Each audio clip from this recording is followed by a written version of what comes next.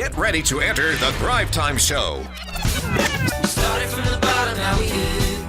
We started from the bottom and we'll show you how to get here. Started from the bottom, now we here. We started from the bottom, now we here.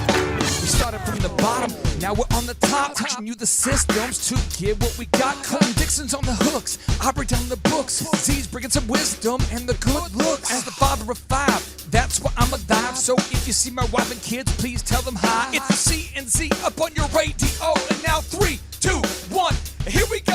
We started from the bottom, now we here. We started from the bottom and we'll Jim, welcome, my friend. It's the favorite place to be. I tell you, I love this. We are talking about the 7 natural values reading people, what they care about most. This is from your book, The Acorn Principle, Yep. which is a fabulous read. If anybody's not read it, it's absolutely just a fabulous book. You definitely want to check it out. It's a self-guided tour of you. So I guide you in that book through understanding different parts of you that you probably never stopped and thought about.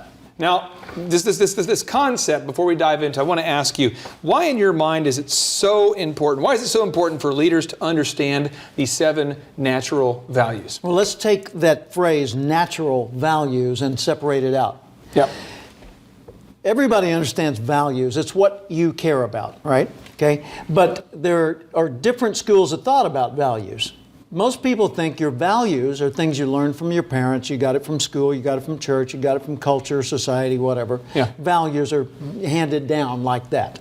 But there are some values, things that you care about, values, that are just a part of who you are. And there are 7 of those that every single person has, but not in the same order. Yeah, what? Not in the same order? Not in the same order, which means the most important thing to you might be the 4th most important thing to me. Let's say you're the salesperson and you're selling to me and you assume, well, this is the most important thing. Obviously, it's going to be the most important thing to Jim.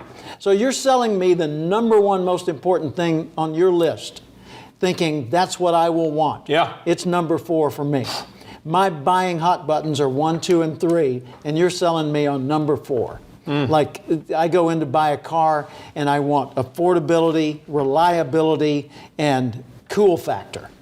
And you're selling me technology. Huh? I don't want to oversell this, but I mean this. I didn't mean this sincerely.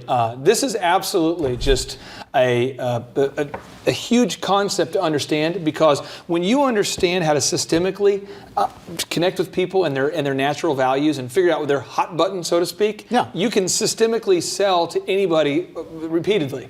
And so we're going to go into these 7. I'm going to read them off for you, and then we're going to unpack each one here. Okay. 1 is sensuality. 2 is empathy. 3 is wealth. 4th is power. 5 is aesthetics. 6 is commitment. And 7 is knowledge. Yep. So, Jim, this first natural value is sensuality, which you have defined as the relative importance of one's physical experience. Yeah. Not to be confused with sexuality. Whoa, sensuality. Your senses. Sensuality. The importance of your senses or sensory experience to you. For a minute there, I was going to have to step off camera for this episode. I wasn't sure where we were going to go there for a minute. So, okay, so here we go. So, go ahead and just unleash the fire hose of knowledge. Let's talk about sensuality. All right. First up, remember that a value is, define the word. What is value? It's worth, right? So a value in this sense is the relative importance, meaning comparative importance, of something to you versus whatever it's compared to. So the relative importance of my sensual or physical experience versus, let's say, the financial value of something, that's the difference between the wealth value and the sensuality value. A person with a high sensuality value, and everybody has that value, but for someone who that value is at the top of their list, they figure that it's really important, they feel that it's really important, that things feel right, that their physical experience be pleasant or be the one that they're hoping for. Okay, so you open a computer store today. Let's say we have a Thriver. I know we have one Thriver in particular that I'm thinking of. They have a store where they sell used computers, basically refurbished computers. Yeah. How can they connect with buyers in a sensual way when they're selling the computers? I mean, how would they do that? Well, first off, you will notice a person of high sensuality value because they are a toucher. They use touch to be part of their buying experience. Okay. So they will immediately come in and look at and then go over and put their hands on whatever the item is that they're considering buying. Okay. And they'll feel the keyboard to see if it feels right to them. And by the way, I wouldn't call them repaired computers. I wouldn't call them used computers. And I wouldn't call them, what was the word? Refurbished computers. I would call them renewed computers. Renewed. Yeah. Okay. Because it is, in fact, a new computer again. You know, it's reborn. You could even have some fun with that, reborn computers. Yeah. We bring the technologically dead back to life. Reboot, reborn, I love it. Now, Resurrection.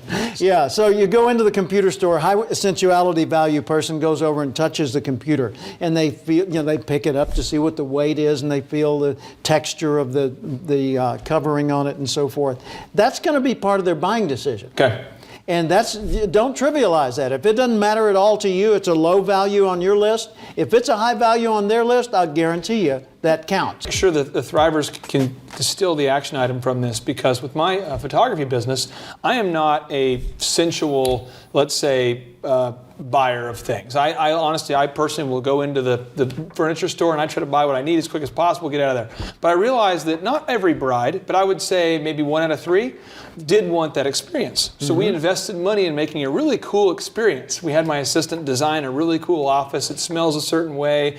We offer chocolates. Sensual experience. Yeah. Chocolate, sensual experience. It's right? When you walk in, there's sample videos you can watch. It just feels, you feel good. The seat that they sit in as they're considering the purchase is part of the sensual experience. The way people are dressed. See, you can tell a person with high sensuality value, they buy their clothing, they buy their clothing and their accessories for comfort more than they buy them to express something. Whereas a person who's much more interested in, their own success, self-promotion, that sort of thing, which is part of the power value, getting power, getting attention, that sort of thing, they would buy, you see this watch? Hey, there's only 4 of those on Earth, and I've got all 4 of them, and you don't. That kind of, that's a power value speaking. But the sensuality value, why'd you buy that sweater? Because it's cashmere. Well, what was the price? I don't remember. It's cashmere. Right. Did I say it's comfortable? They bought it for how it feels. Whereas the person with a high wealth value might buy a cashmere sweater, but they say, cashmere. Now we're going to move on to 7. We're going to the natural value number of these 7, value number 2, and this one here is empathy. Empathy. And empathy. Now, there's an important distinction between empathy and sympathy, a very similar word. Sympathy is when I feel like you. The sympathetic response is me and you feeling the same way. So if you come in and you're upset, and I get upset too, and we both just have a good cry, that's sympathy. Okay. Empathy is understanding the other person's feeling. You don't necessarily share it, but you get it, and you care. You just don't share it necessarily, right? So empathy is understanding the other person's feeling and valuing that connection with the other person. Someone who has a high empathy value will find it very important to be connected with other people. They will make the personal connection part of their buying decision. So going back to your computer store example, a person with a high empathy value would come in there and they would want to know, first off, before they even go in there, do my friends buy here, or would they think that this is okay? How is this going to go with the people I care about? Would they approve of this? Because it's their community is sort of part of their buying decision. You wrote in your book, you said that empathy, you define this, you say the relative importance of feeling connected to other people. Yes. Systemically, what is an action item that I could take if I'm a Thriver right now and I own that computer store, so that I'm being intentional about connecting in an empathetic way? Okay. First off, for a high empathy person, the person they're dealing with, the interpersonal part of this purchase, is a huge part of the decision. Okay. So if they don't get a good feeling about the person, then they're not as likely to buy. Okay. Example, years ago I was considering whether I should go with a Windows computer or a Mac. Okay. And I had been with Mac before, but I'd been on a Windows computer for a long time. I called a friend of mine who's a technical guru, and I said, which would you go with? He said, well, knowing you like I do, he said, I would go with Apple. And I said, why? He said, because with Windows, it's more about the technology. With Apple, it's more about the people. And let me explain why. He said, when you take your computer to the Geek Squad to get it fixed, they're going to fix it. And they tend to focus on the computer. Not that they don't care about the people, it's just that they tend to focus most on the computer. Right. In his experience. Okay, right? his experience. Okay, this is not necessarily a fact about the Geek Squad, it's just an example he was using. He said, when you go into an Apple store, they set the computer aside and they say, what is it you're trying to accomplish? In other words, they focus on you and your productivity, the reason the computer should be bought at all, instead of on the computer itself. Right. Big difference. You know, one of those is a personal, a direct meaning to me kind of a thing, and the other one is a technical tool, engineering, you know, make it work perfectly thing. Right.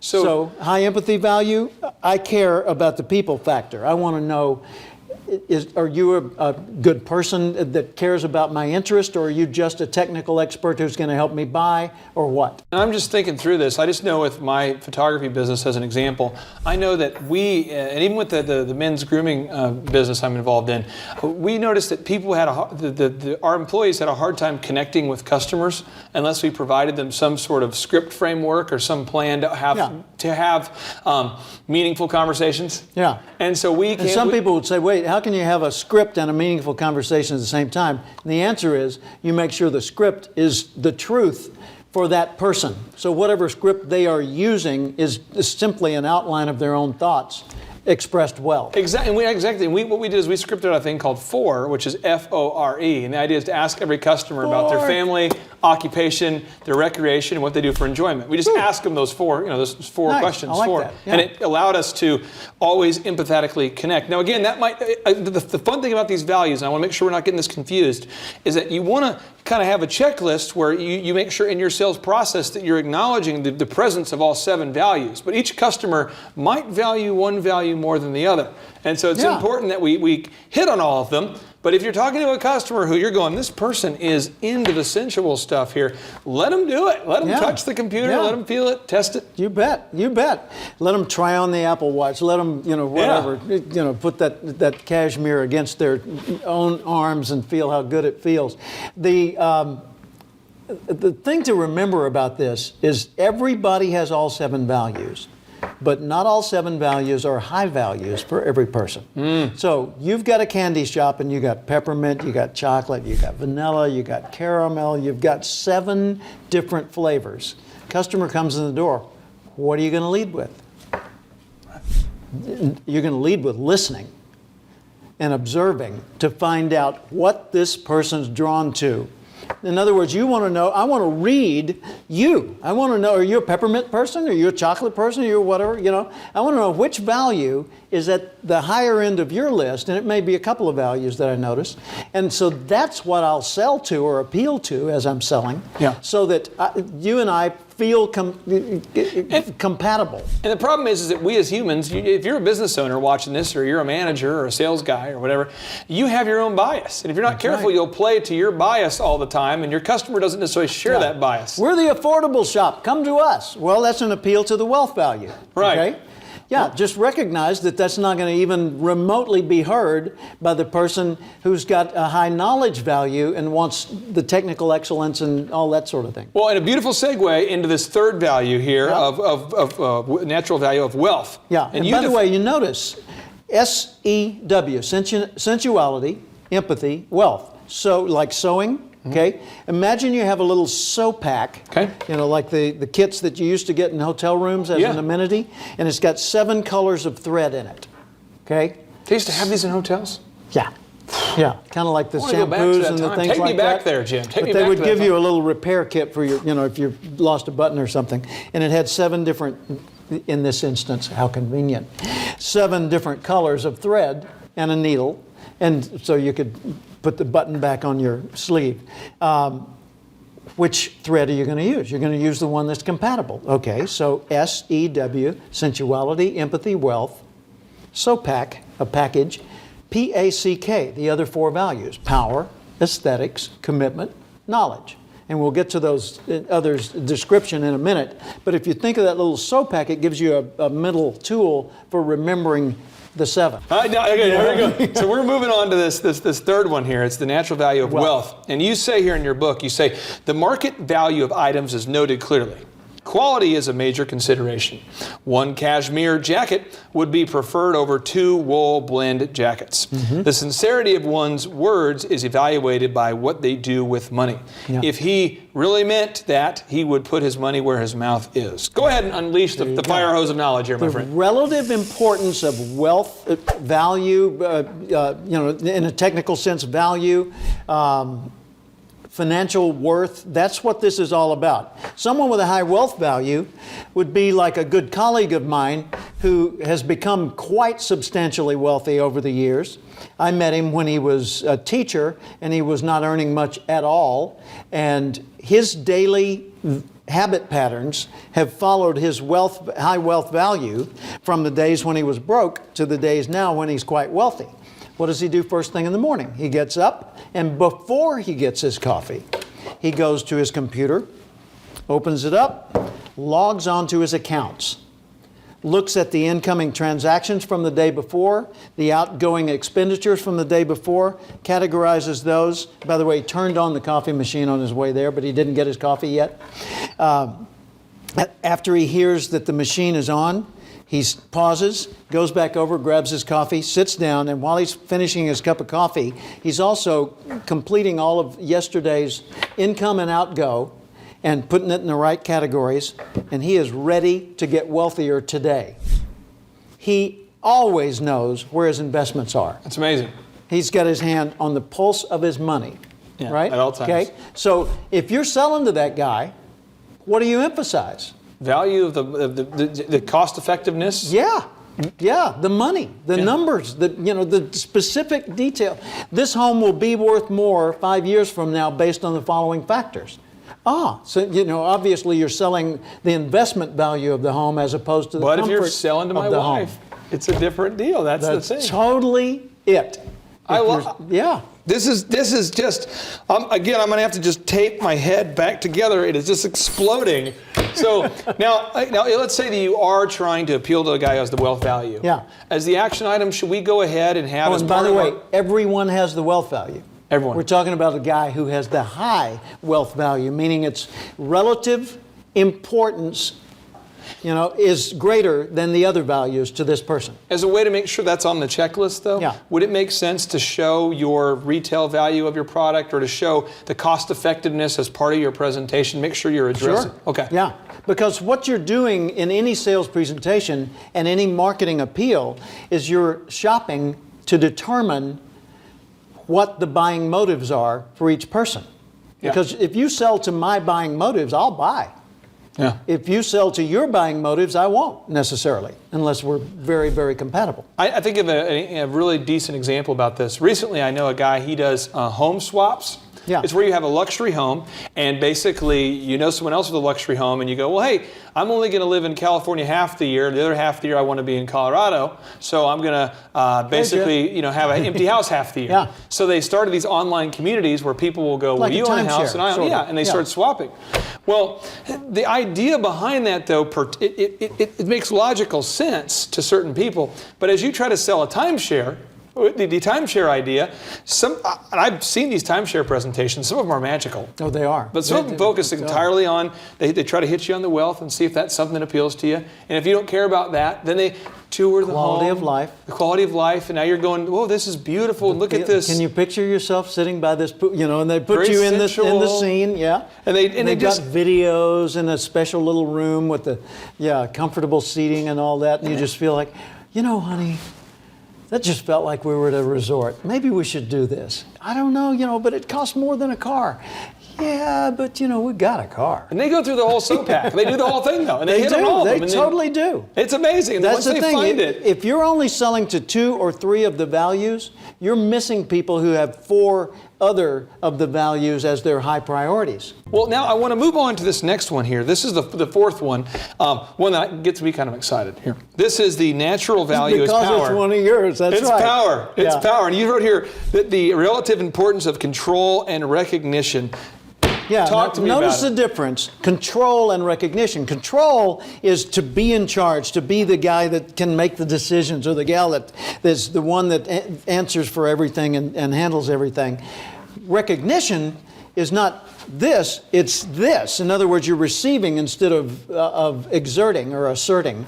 So recognition is being the one in the spotlight, being the person whose name is on the cover, being the one who was featured in the article, the one who's the one that they refer to, one who has the biggest title or the whatever, So control and recognition both fall under the general heading of the power value. It's just a difference in polarity, going or coming. So how do I apply this? What's the action item? Well, if I'm we're sitting at dinner one time years ago, family dinner, and my wife, Paula, said, Jim, tell Sam and my sisters about the values. And so I explained this, and then I said, well, let me ask a question. If you could have the ideal job, any job you want, what would that job be like? And her brother Sam spoke up first, and he said, running something. No, he didn't say, excuse me, anyone else? No, okay, I'll go. I think it might be, running something. No, he just spoke up and he said, running something. I don't know, running something. Meaning the power value is very strong in him. Guess what he does for a living? owns a business? He's an airline pilot. Okay, airline pilot. Okay, so he's in charge of that plane. He's not an airline service personnel pilot. Front seat, front row, first in the plane, guy who makes the decisions, right? Cool. And he's a happy guy. He's also a very courteous guy and likable and fun. So it's not about being this hard-nosed, If you know, let's power-hungry going back person. to the computer store. Yeah. You walk into, you have your computer store. You're selling, renewed computers. Yeah. And a guy Reborn. comes in, and you sense that the guy he's the power guy. Yeah. How would you play to that move? Well, first off, that person will come in, and instead of you guiding them, they will guide you. It's just a little subtle thing that happens. I'm Don't guilty. you? Yes. Yes. Absolutely. Tell me how that manifests. Well, when I walk into the place, I say, hey, Holmes, I want to go ahead and buy 2 computers and get out of here in 10 minutes. That's how I do it. That's honestly what I say. That's how I buy furniture, too. See, that's the power value coupled with the director behavioral style, which is another dimension we'll talk about later. But the power value, this person comes in, and the first thing they do is they look around, and they decide where they're going to go, and they go there. And then they say, okay, is this going to give me the ability to bang and to ding, da dong, da ding, da ding? They know what they want it to do. Yeah. And so what they're basically saying, is this thing going to be my servant? Is it going to... What's funny is that when I go to restaurants, now Yeah. that I know this about myself, Yeah. I never use menus. It's just because I just want to order whatever the heck I want, regardless of what you have. Do you have ice cream spaghetti? Yeah. That's amazing. Okay, so we're moving on to this next one. This is the natural move of aesthetics. Okay, this is the 5th one, aesthetics, and you describe it as the relative importance of beauty, balance, order, and symmetry. Yeah. Talk to me about this. Aesthetics, the way things look, the way they fit together, the blend of the colors, the evenness of the flow, whatever, the compatibility of things. A person with a high aesthetic value, and we all care about aesthetics on some level, but one with a really high aesthetic value, you go to their office, you will find that office is an expression of what they care about. It looks right. They keep it in a way that's very intentional, and actually everybody's office is intentional to the extent they can control it. But the high aesthetic value, that person, their office could be a showcase. It could be the office you use to sell other offices to people. So they come into your computer store and they look around, and first off, if the store looks disorganized, Freaks me out. they're going somewhere else. Yeah. So let's assume it's organized. You got nice signage, everything fits together well. has somebody wiped down the computers lately after all the handling it got at the end of yesterday's shift? Because they're going to care. They're going to say, oh, that's got smudges on the side. Yeah, but it's perfect, brand new. That was just a kid touched it a while ago. They're not going to say, well, that's okay. They now have seen a flaw in this product, and so they don't want that one. What else do you have? And they go wherever it's most visually appealing and seems to, be thoughtfully cared for. Truth cannon. By the way, one more truth cannon item. Hit me with it. Shine your shoes, clean your clothes, get the lint off your lapels, comb your hair, do whatever you need to do to look like a professional in the context of what you do. So really the truth cannon item, the big action item I'm hearing here is be fastidious about the details of cleanliness, of preparation. Make sure to appeal to those kind of people. Yeah. You have to do it. Yeah. Okay. And you don't get to make it up. You don't get to get it wrong and then make it up with that person, because once they see that you don't get it, how that matters, they pretty much write you off. Not permanently, but pretty much. Oh, I get it. That's again, I'm just trying to make sure everyone's hearing this and getting this.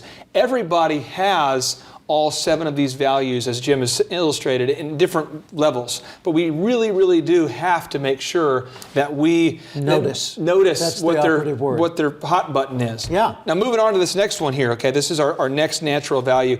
And this is number 6. This is commitment. This is commitment. You write here in your book, the relative importance of being committed to something, having a cause or mission, doing the right thing. Yeah. My friend, unleash the truth cannon on us here. What are we talking about? This is all about your belief system. Okay. What you believe is so. If you have a high commitment value, it doesn't mean that you make a commitment or that you feel people should make commitments, that's the big thing. That's not it. Your high commitment value is indication that what you believe is so must be adhered to, must be advanced, must be the important thing. So, if what you believe is so is family, above all else. Family. That's the way you were raised. That's the imprint that's on your soul from before you were born. Family. It's all about family. Then, by golly, anything I do that is even remotely threatening to the concept of family to you writes me off as a non-seller to you, right? So I need to know, what do you care about, okay? So you come in and you say, I just want to get the right computer. I just want to do the right thing. What matters in my business is how will your computer do that? Well, it's not about the computer. It's about how we do that, because a computer is nothing but a tool. So let's look at what you're trying to accomplish, and I'll show you the configuration of our products that might best help you achieve that, because these are just your tools. What matters is what you're achieving with the tools. So what's an action item that all the Thrivers could do right now in their own businesses to demonstrate the natural value of commitment? It's not demonstrating the natural value. I want to pick on the way you're wording this. Fine. No, it's so fine. that they understand it better.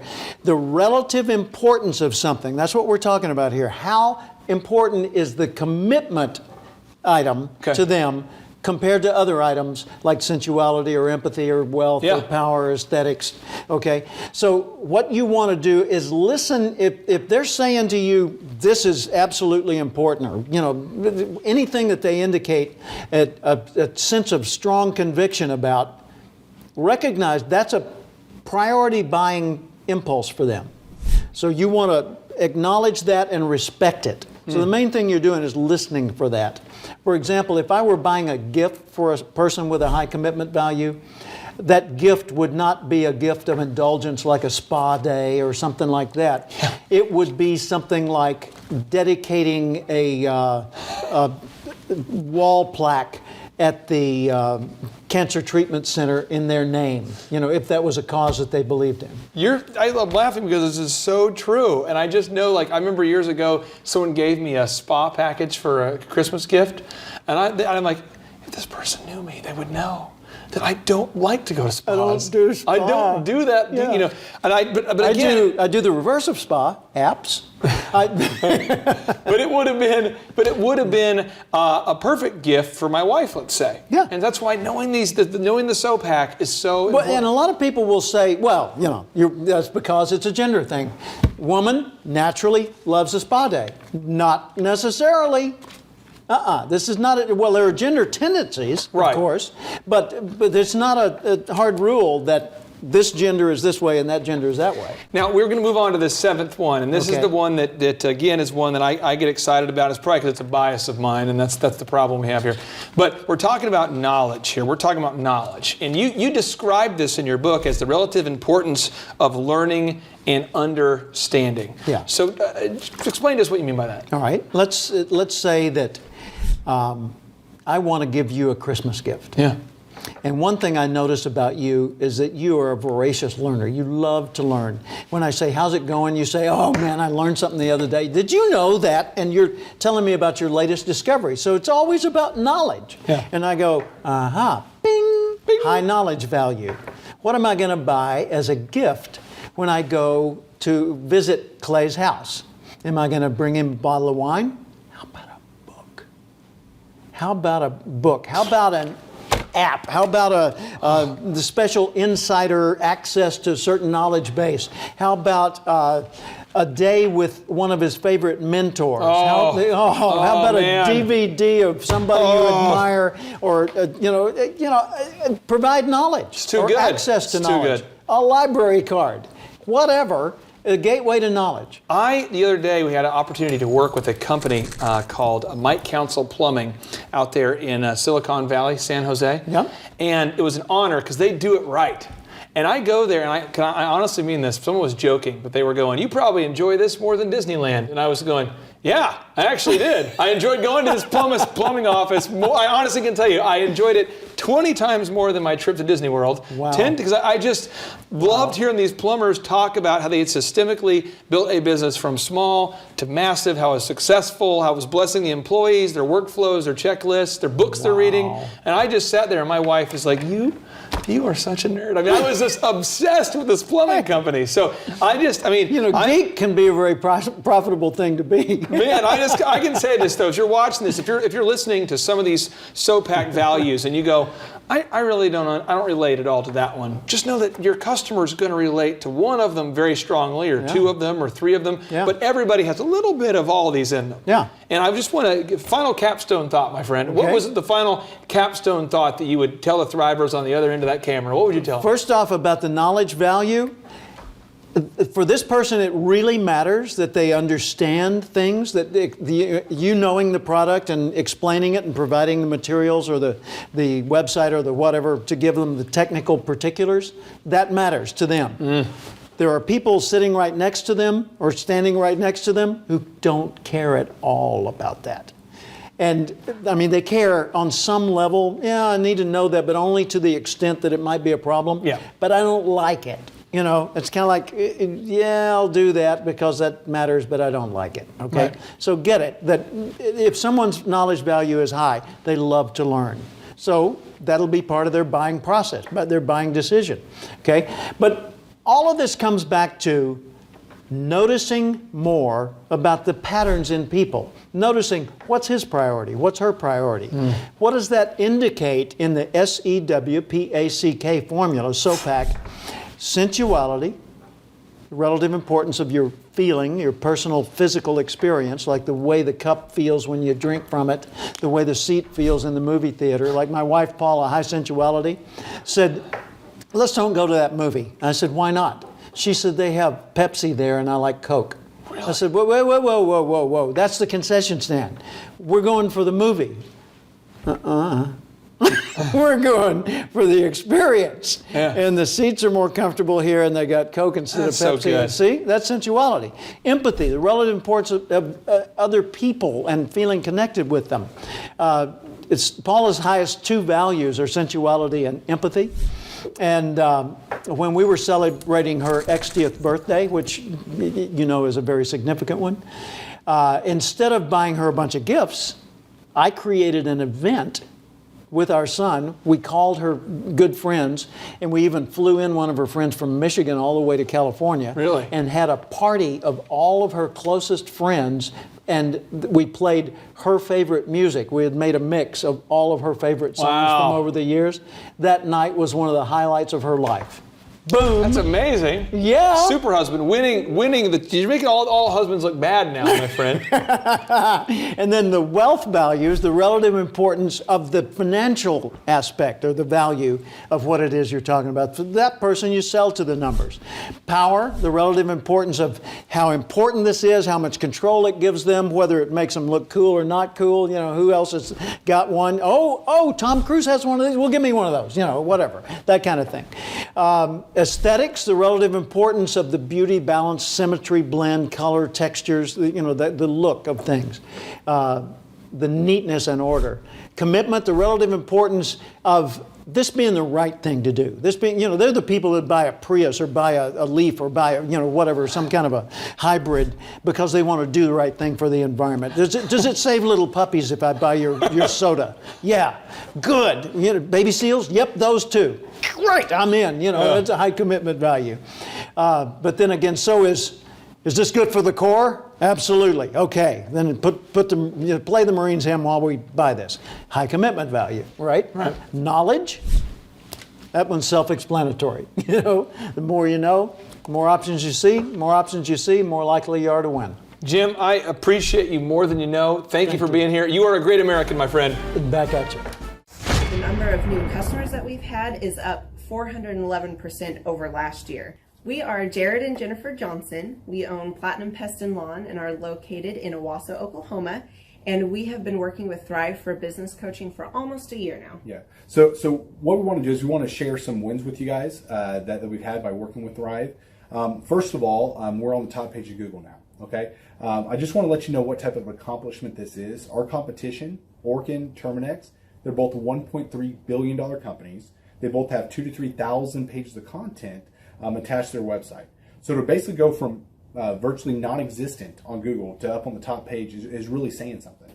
But that's come by being diligent to the systems that Thrive has, by being consistent and diligent on doing podcasts and staying on top of those podcasts to really help with getting up on with their listing and ranking there with Google. And also we've been trying to get Google reviews, you know, asking our customers for reviews. And now we're the highest rated and most reviewed pest and lawn company in the Tulsa area. And that's really helped with our conversion rate. And the number of new customers that we've had is up 411% over last year. Wait, say that again. How much are we up? 411%. Okay, so 411% we're up with our new customers. Amazing. Right. So not only do we have more customers calling in, we're able to close those deals at a much higher rate than we were before. Right now, our closing rate is about 85%, and that's largely due to, first of all, like our Google reviews that we've gotten people really see that our customers are happy, but also we have a script that we follow. And so when customers call in, they get all the information that they need. That script has been refined time and time again. It wasn't a one and done deal. It was a system that we followed with Thrive in the refining process, and that has obviously the 411% shows that system works. Yeah, so here's a big one for you. So last week alone, our booking percentage was 91%.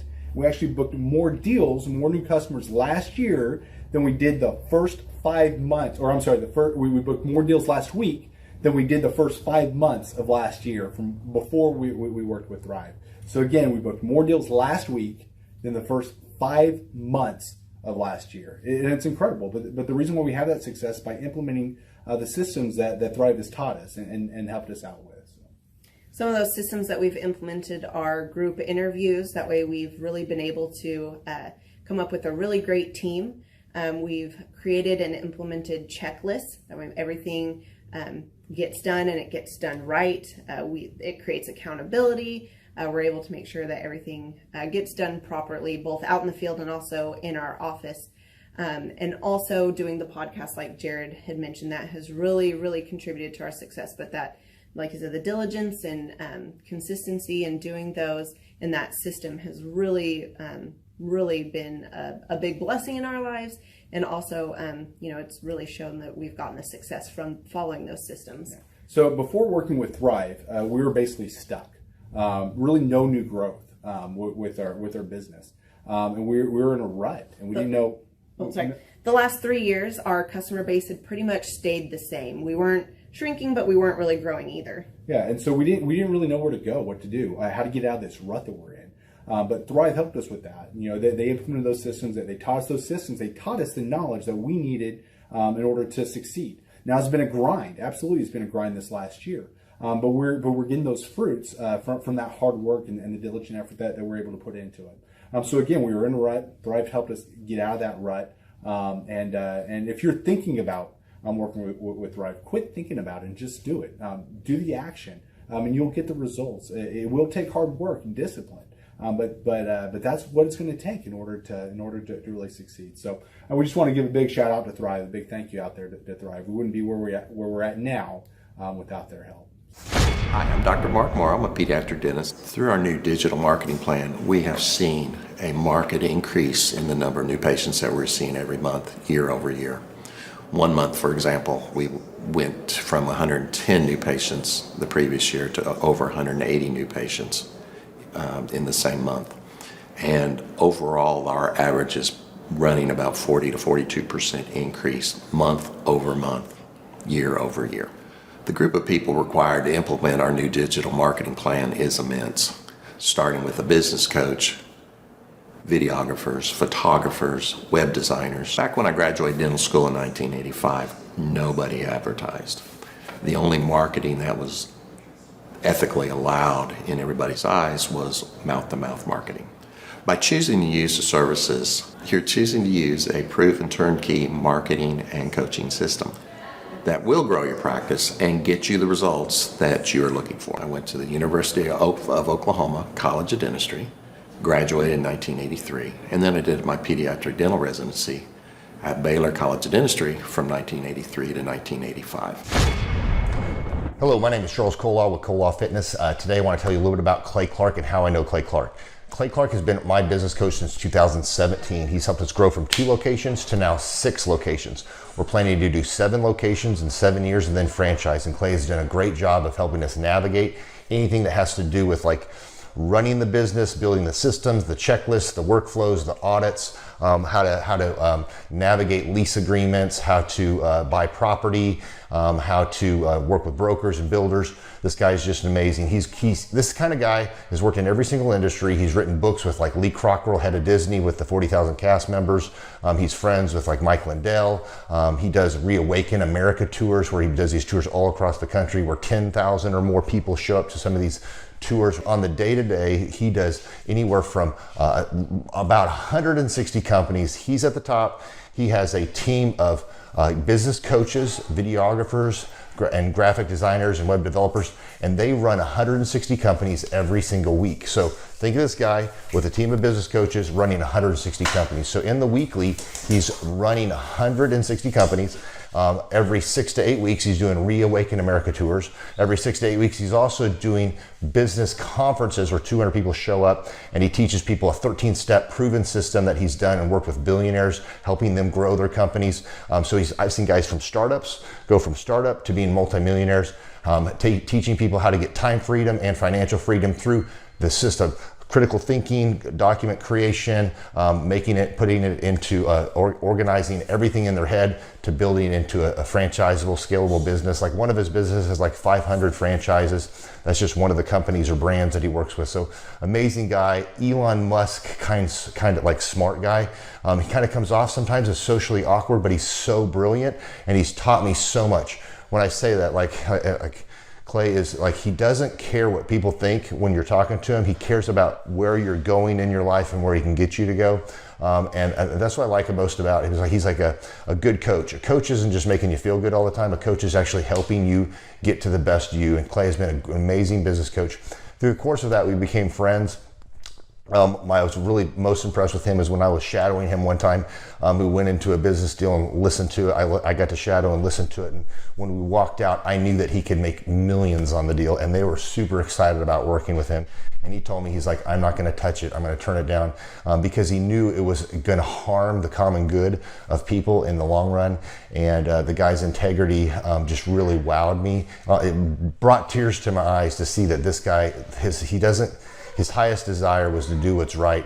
And anyways, just an amazing man. So anyways, impacted me a lot. He's helped navigate anytime I've got nervous or worried about how to run the company, or navigating competition and an economy that's like, I remember we got closed down for 3 months. He helped us navigate on how to stay open, how to get back open, how to just survive through all the COVID shutdowns, lockdowns. I'm Rachel with Tip Top Canine, and we just want to give a huge thank you to Clay and Vanessa Clark. Hey guys, I'm Ryan with Tip Top Canine. Just want to say a big thank you to Thrive 15. Thank you to Make Your Life Epic. We love you guys, we appreciate you, and really just appreciate how far you've taken us. This is our old house, right? This is where we used to live a few years ago. This is our old neighborhood. See? It's nice, right? So this is my old van and our old school marketing, and this is our old team. And by team, I mean it's me and another guy. This is our new house with our new neighborhood. This is our new van with our new marketing, and this is our new team. We went from 4 to 14, and I took this beautiful photo. We worked with several different business coaches in the past, and they were all about helping Ryan sell better and just teaching sales, which is awesome, but Ryan is a really great salesman. So we didn't need that. We needed somebody to help us get everything that was in his head out into systems, into manuals and scripts, and actually build a team. So now that we have systems in place, we've gone from 1 to 10 locations in only a year. In October 2016, we grossed 13 grand for the whole month. Right now it's 2018, the month of October. It's only the 22nd. We've already grossed a little over 50 grand for the whole month, and we still have time to go. We're just thankful for you, thankful for Thrive and your mentorship, and we're really thankful that you guys have helped us to grow a business that we run now instead of the business running us. Just thank you times 1,000. The Thrivetime Show 2-day interactive business workshops are the world's highest rated and most reviewed business workshops, because we teach you what you need to know to grow. You can learn the proven 13-point business systems that Dr. Zellner and I have used over and over to start and grow successful companies. I mean, we get into the specific steps on what you need to do to optimize your website. We're going to teach you how to fix your conversion rate. We're going to teach you how to do a social media marketing campaign that works. How do you raise capital? How do you get a small business loan? We teach you everything you need to know here during a 2-day, 15-hour workshop. It's all here for you. You work every day in your business, but for 2 days you can escape and work on your business and build these proven systems, so now you can have a successful company that will produce both the time freedom and the financial freedom that you deserve. You're going to leave energized, motivated, but you're also going to leave empowered. The reason why I've built these workshops is because as an entrepreneur, I always wish that I had this. And because there wasn't anything like this, I would go to these motivational seminars, no money down, real estate, Ponzi scheme, get motivated seminars, and they would never teach me anything. It was like you went there and you paid for the big chocolate Easter bunny, but inside of it, it was a hollow nothingness. And I wanted the knowledge, and they're like, oh, but we'll teach you the knowledge after our next workshop. And the great thing is we have nothing to upsell. At every workshop, we teach you what you need to know. There's no one in the back of the room trying to sell you some next big get-rich-quick, walk-on-hot coals product. It's literally, we teach you the brass tacks, the specific stuff that you need to know to learn how to start and grow a business. And I encourage you to not believe what I'm saying, and I want you to Google the Z66 auto auction. I want you to Google elephant in the room. Look at Robert Zellner and Associates. Look them up and say, are they successful because they're geniuses, or are they successful because they have a proven system? When you do that research, you will discover that the same systems that we use in our own business can be used in your business. Come to Tulsa, book a ticket, and I guarantee you it's going to be the best business workshop ever, and we'll even give you your money back if you don't love it. We've built this facility for you, and we're excited to see you.